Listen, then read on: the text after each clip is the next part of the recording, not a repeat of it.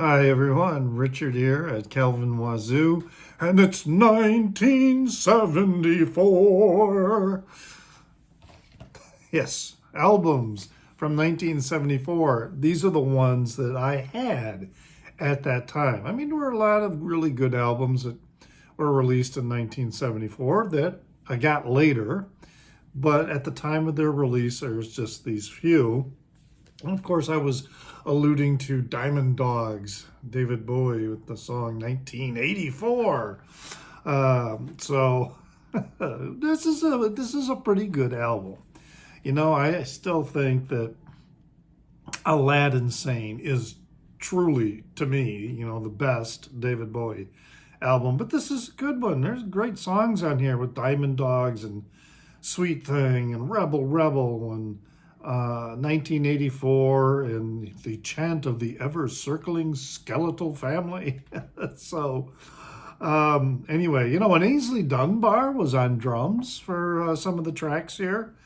And let's see. Bowie was doing all the guitars. So Mick Ronson apparently had departed the scene. Alan Parker was playing guitar in 1984. But anyway, good album. And one that I, got when it was released. All right, so although that's a reissue, I don't have the original. Of course, I have, Frank Zappa, Apostrophe was released in 1974. And interestingly, I didn't pick up any new Frank Zappa releases for several years after that. Just didn't have them. I did get Zoodalures later. Yeah, I think that was probably the next one I got.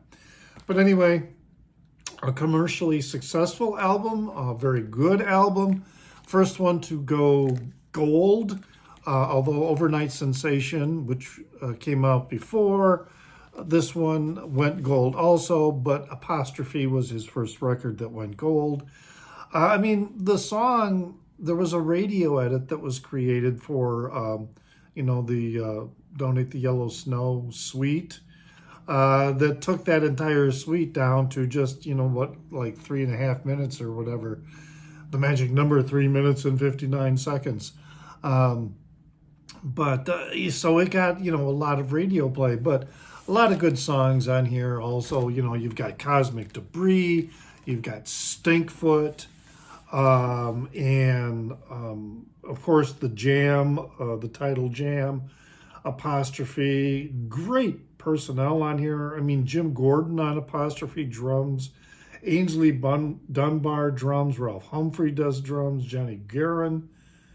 Just a lot of great personnel and great songs on this one. It's a record that I do recommend to people who are looking for an entry point for Frank Zappa.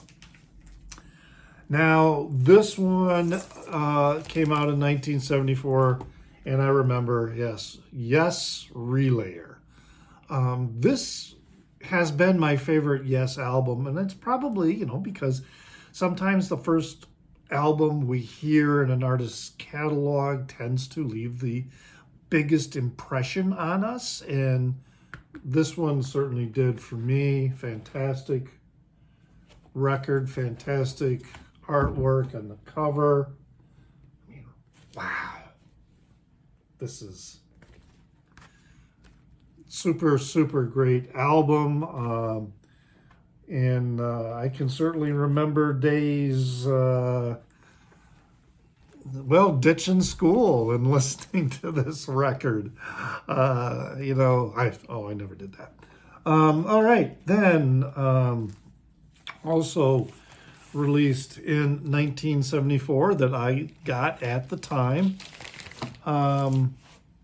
Is this one here, Lou Reed, Rock and Roll Animal.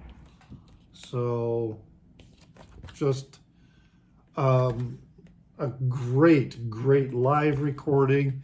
And they're pretty much all songs from the Velvet Underground.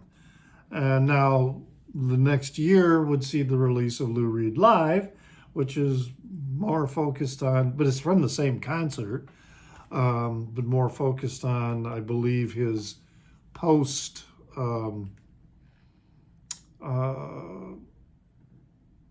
drawing a blank, his post VU work, from Berlin and also from Transformer. Now, also someone who I was really getting into in 1974 at the time was Johnny Winter. I really, really liked Johnny Winter, so I was picking up his stuff. And this is one that came out in 1974. It's a good record. This is a used copy that somebody wrote their name on it. But it's a nice used copy because I certainly do not have my original copy anymore. Not as good as Still Alive and Well, but there's some good songs here with The Riot in Cell Block 9, Rolling Across the Country, Stray Cat Blues, Feedback, like the Feedback on Highway 101, Boney Maroney. So there's some good songs on here. But as I say, not as good as Still Alive and Well. But it was one that I picked up because, I was very much into Johnny Winter and still like Johnny Winter's stuff. Then we also had this come out, and I was building up my Grateful Dead collection, and this came out in 1974. This is an original master recording from MoFi, but just such classic songs on here with Scarlet Begonias, Loose Lucy, U.S. Blues, Unbroken Chain, China Doll. These songs that you would hear all the time in concerts, and it was. It was after Europe '72, and they were still putting together some really strong studio albums, and this and then of course the cover always kind of freaked me out. It was always so cool, but yeah, the Mars Hotel, which of all the times that I've been to San Francisco, I never looked up the location of the Mars Hotel. One that came out in 74 that I really, really liked at the time and was really infatuated with was the Charlie Daniels band Fire on the Mountain. So this is I liked it a lot when I was in high school. Caballo Diablo, Long-Haired Country Boy Trudy, Georgia, Feeling Free, South's Gonna Do It, New York City, King Size Rosewood Bed, No Place to Go, and of course Orange Blossom Special. This is a really tight album. Southern rock, bluegrass, and I really, really liked it. In fact, I like Charlie Daniels so much. But believe it or not, he is one of the few bands that I've seen 3 times. And that was, pretty much during that era. Later, about the time Devil went down to Georgia, the bloom fell off the lily, and I wasn't that much into Charlie Daniels anymore. But yeah, Long-Haired Country Boy, to me, that was me, because growing up in a rural area and kind of living that counterculture kind of lifestyle. I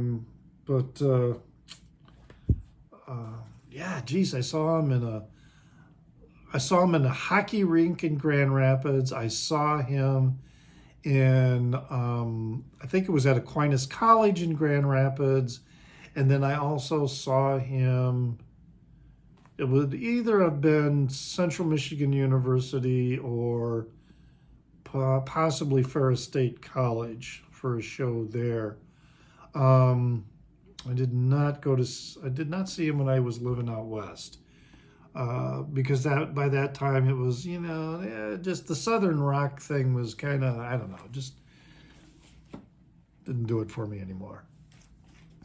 And then this one, I definitely had this one, Rush. Okay, their eponymous debut. What an incredible debut. What an album this was. And, I mean, sheesh. You've got now John Rutsey on drums, is, eventually was, replaced by the drum god, Neil Peart. But this still Working Man, What You Doing, Finding My Way, Take a Friend, Here Again. I mean, these are all really, really great songs. A really, really strong debut album. And then their follow-up, Fly By Night, I really liked that one too. And then, it wasn't Neil Peart so much as Rush. I mean, I liked their stuff, but it just didn't, wow me like these first two records did. And I just, that was kind of it. So those are the records that I, had and bought at the time, they were released. I mean, there were a lot of other great albums that came out during the era. Lamb Lies Down on Broadway, one of my favorite Genesis albums. But I didn't get that until several years. Well, maybe not until I was in college. And It's Only Rock and Roll. That was a long time before I got that Rolling Stones album. And Supertramp also, Crime of the Century. What a great album that was. But I didn't pick that up until I had gone to college. Same with Bridge of Sighs. I used to have Leonard Skinner's Second Helping. Don't anymore, though. And King Crimson Red is a great album, but I wasn't listening to King Crimson, during that period. Same with Brian Eno and Taking Tiger Mountain. That was something. And then, Tom Waits. These were all musical artists that I really didn't discover or hear about until I got to college. Blue Oyster Cult I knew about, and I believe it's going to be for 1975. I'll be talking about one of their records that I got from them. But a lot of great stuff from that time. Tangerine Dream had some great records that they were releasing at the time. And let's see what else. Bachmann Turner Overdrive. Yeah, I was listening to them. But I don't think I had Not Fragile. And right now all I have is a greatest hits album of theirs.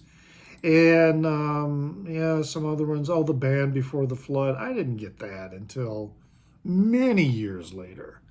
But those were the ones I had. I hope you enjoyed that. Leave a comment in the Down Under. What are your favorite releases from 1974? And let's see, I also am on Instagram.